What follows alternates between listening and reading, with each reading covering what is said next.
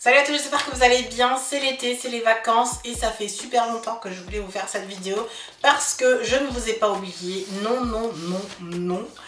Ce magazine est toujours encore d'actualité, vous vous rappelez encore, je vous en avais parlé dans mes favoris, le magazine Glamour où Patricia Bright était dedans et je vous avais dit que je vous ferai un retour et en fait je l'ai tourné la vidéo, je ne l'ai jamais postée finalement non plus et je ne sais pas vraiment la raison pourquoi.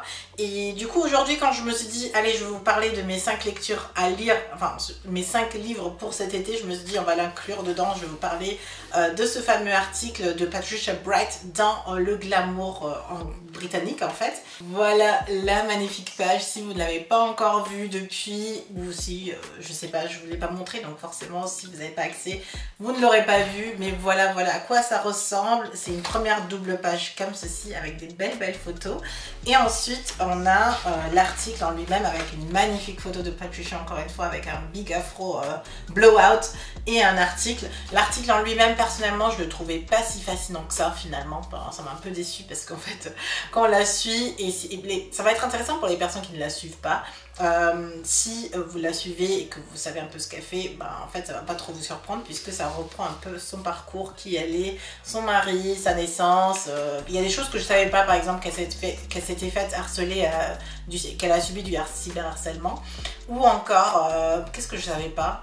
Non, en fait, le reste, je savais, pour le cyberharcèlement, c'était la seule chose que je ne savais pas trop. L'article parle aussi de ses projets en cours, et c'est-à-dire avec une collection de rouge à lèvres avec MAC, et qu'elle a travaillé, je crois, avec Bobbi Brown, où il y a ses cours en ligne qui vont sortir, etc. Donc c'est super intéressant pour les personnes qui ne la connaissent pas, mais pour les personnes qui la connaissent, franchement, il n'y a rien de nouveau, en fait. Mais en fait, ça fait du bien de voir Patricia dans un magazine, en fait. Surtout un magazine comme le Glamour que j'affectionne depuis toute petite. C'est un des premiers, enfin c'est le premier magazine français que j'ai lu quand je suis arrivée en France. Donc c'est vraiment quelque chose qui me tenait à cœur quand j'ai su que ça allait sortir. Et c'était important pour moi de savoir un peu ce qu'il y avait dedans, de vous en parler un peu. Mais finalement c'est pas phénoménal non plus. Donc voilà le retour que je peux vous en faire. C'est très inspirant par contre, et c'est le plus important pour moi. Et ça va être aussi le sujet de cette journée, de cette vidéo. Aujourd'hui, de quoi je vais vous parler, c'est tout simplement les lectures. Je vous ai sélectionné 5 livres à lire cet été qui vont vous faire du bien.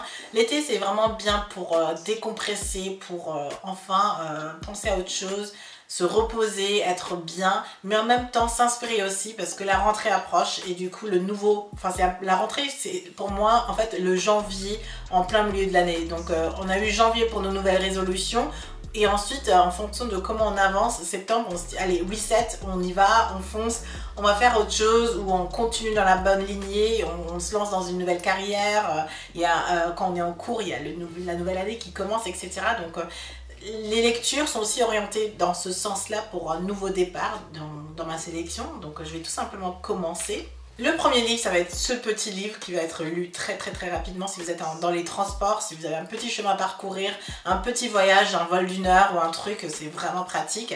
C'est Little Black Book de, attention, j'espère ne pas écorcher le nom, Otega Wagba, donc une anglaise en fait que j'avais vue sur les réseaux sociaux. Je sais plus exactement ce qu'elle fait, mais je vous laisserai les liens bien sûr. En tout cas, Little Black Book, c'est pour les petites girl boss. Pour moi en fait c'est les girl boss qui n'ont pas le temps. Donc le livre résume un peu tout pour réussir un peu sa carrière, une présentation au travail, comment gérer ses finances, comment avoir une promotion, un peu tout ce que vous voulez de manière carrière, dans la carrière, c'est un peu résumé ici. Enfin bref, si vous vous considérez un peu comme une girl boss ou vous voulez entreprendre, vous avez votre business, ce petit livre est super intéressant et ça regorge de petites pépites, des choses qu'on savait, mais parfois on a besoin de ce petit rappel, et le fait que ce soit très mini, ça permet vraiment de le lire très rapidement et je l'aime beaucoup. Un livre de Paul Arden que je vous ai déjà présenté, que j'aime énormément aussi, j'en parle très souvent, c'est It's Not How Good You Are, It's How Good You Want to Be. En gros, si je peux traduire en français, c'est pas à quel point tu es bon, mais comment tu veux devenir en gros. Enfin, je sais très mal traduire, mais c'est un peu mon motto en fait, c'est d'être toujours la meilleure version de soi-même.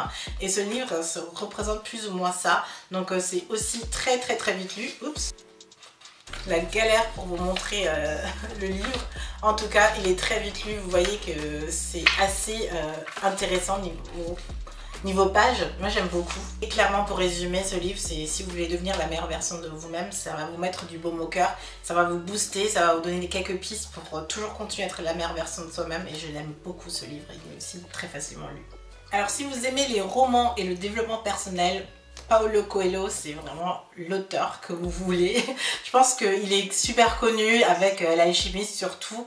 Mais là, j'ai Alep en fait que je voulais relire pour cet été. Et regardez à quel point il est... vous ne pouvez pas le voir je pense, mais il est vraiment...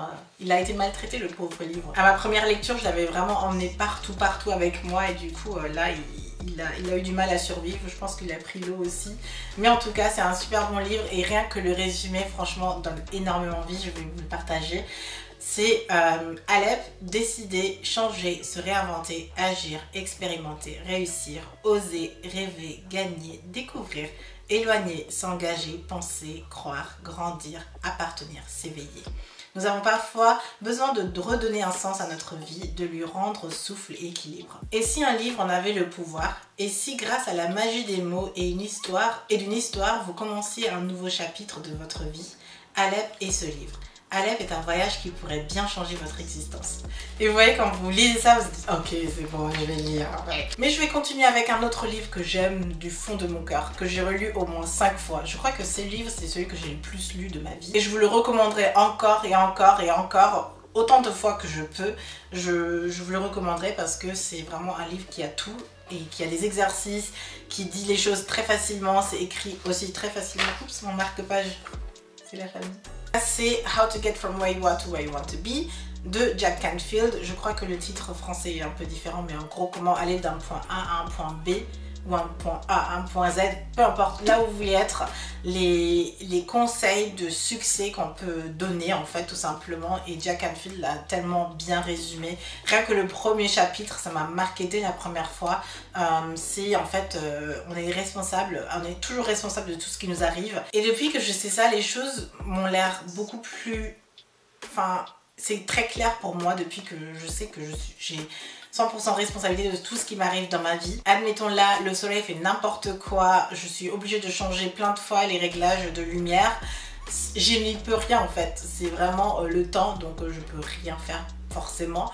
Mais moi, je peux faire quelque chose par rapport à la vidéo. Est-ce que je continue à la tourner ou est-ce que j'essaye de m'adapter et de faire le mieux que je peux parce que c'est le temps que j'ai pour faire cette vidéo et du coup je m'adapte forcément à la situation. Du coup forcément le résultat va être est-ce que j'ai ma vidéo oui ou non, et ça aurait été de mon choix en fait. C'est moi qui aurais décidé ok, la lumière est pas bonne, je filme pas, ou la lumière est pas bonne, je filme quand même et j'essaie de trouver un moyen de faire quelque chose. Donc en fait c'est ça en fait que j'ai retenu le plus de ce livre.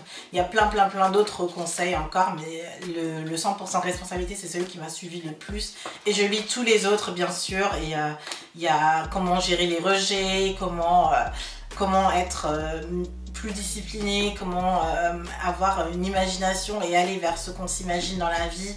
Franchement, c'est le livre de ma vie et je le relis chaque année, chaque fois que je peux, plusieurs fois dans une année, et il est vraiment génial. Dernier livre que je voulais vous présenter, que je viens de terminer, c'est Des mots pour un bien de Céline Mademoiselle, une blogueuse belge, qui me l'a gentiment offert très récemment, très précisément même il y a 2 semaines en fait, lors d'un événement Women for Knowledge, Phenomenal Women. Je vous en avais parlé sur les réseaux. Moi j'avais tenu une conférence sur les réseaux sociaux et où Céline était sur scène. Malheureusement j'ai pas pu la voir, mais j'ai pu la croiser rapidement pour avoir un exemplaire de son livre. Et si vous restez vraiment jusqu'à la fin, parce que j'ai pas fini avec ce livre, en tout cas j'ai pu le lire, je l'ai eu en quelques jours, même pas, il lit très facilement aussi, mais il est tellement poignant, il y a tellement de choses vraies, des pensées qu'on pense toutes en tant que femme. Un chapitre par exemple qui m'a marqué, c'est le célibat en fait, le fait d'être dans des situations de couple qui ne marchent pas comme on veut, ou encore les dictats sur les femmes, comment on doit se comporter, comment on a grandi. Et pareil, elle a pas mal de leçons de développement personnel que moi-même j'ai aussi dans la vie. Et franchement, les mots sortent du cœur, ça se ressent quand on le lit. Et j'ai beaucoup aimé, surtout les derniers chapitres. Je vais pas le spoiler parce que j'en ai pleuré vraiment. Et j'étais dans le train et franchement le dernier chapitre m'a vraiment touchée. Et c'est pour ça que je voulais vous en parler, parce que ce livre fait réfléchir et en même temps il est beau, il est honnête, et c'est vraiment tout ce que j'aime dans la vie de manière générale. Du coup je voulais vous en parler pour les lectures de cet été, parce que pareil ça se lit très facilement et c'est un très bon moyen de se remettre en question aussi, de réfléchir à sa condition de femme, qui on est, qu'est-ce qu'on veut, comment est-ce qu'on se donne les moyens vraiment pour réussir, etc. Donc j'ai beaucoup aimé ce livre et j'ai 3 exemplaires à vous faire gagner. Yes, oui, oui, oui. Merci beaucoup Céline pour les 3 exemplaires supplémentaires. Du coup, n'hésitez pas à checker mon Instagram pour retrouver le post pour participer. Je vous le mets en barre d'infos, n'hésitez pas à checker ça. Mais en tout cas, c'était ma liste de 5 livres à lire absolument. Et vous savez, je peux pas parler de livres sans placer le mien. Franchement, ça va faire bientôt 2 ans qu'il est sorti et pour moi, c'est comme s'il était sorti hier. Je le trouve toujours aussi beau et je suis toujours encore touchée du fait que j'ai pu sortir un livre moi-même un jour dans ma vie. Donc, c'est pas le livre à emmener en vacances d'après moi, c'est un livre à avoir par exemple dans sa cuisine, parce qu'en fait, quand vous verrez ce livre, ou si vous l'avez déjà, d'ailleurs, dites-moi si vous avez mon livre ou pas. Donc ça me ferait trop plaisir de savoir qui d'entre vous a mon livre Beauté Black. En gros, je voulais dire que le livre est construit un peu comme un livre de recettes en fait. C'est pour ça que j'ai pensé à la cuisine. Il y a tous les ingrédients pour se créer des petites recettes fait maison, beauté. J'ai décidé en fait de ne pas parler de produits, alors que d'habitude je parle de produits, mais vraiment de permettre à n'importe qui de prendre soin de soi en fait. Et c'est un peu la méthode que j'ai trouvée, comme un livre de recettes. Et des tutos maquillage aussi avec, et franchement je suis trop fière de ce livre et je ne pouvais pas parler de livres sans placer le mien, donc voilà, c'est fait. En tout cas, j'espère que cette vidéo vous aura plu. N'hésitez pas à me dire quelles sont vos lectures aussi pour cet été, si vous avez des recommandations, etc. Je pense que tout le monde est à l'affût du livre et ça fait toujours plaisir. J'ai ma résolution de lire 12 livres cette année, c'est-à-dire un livre par mois.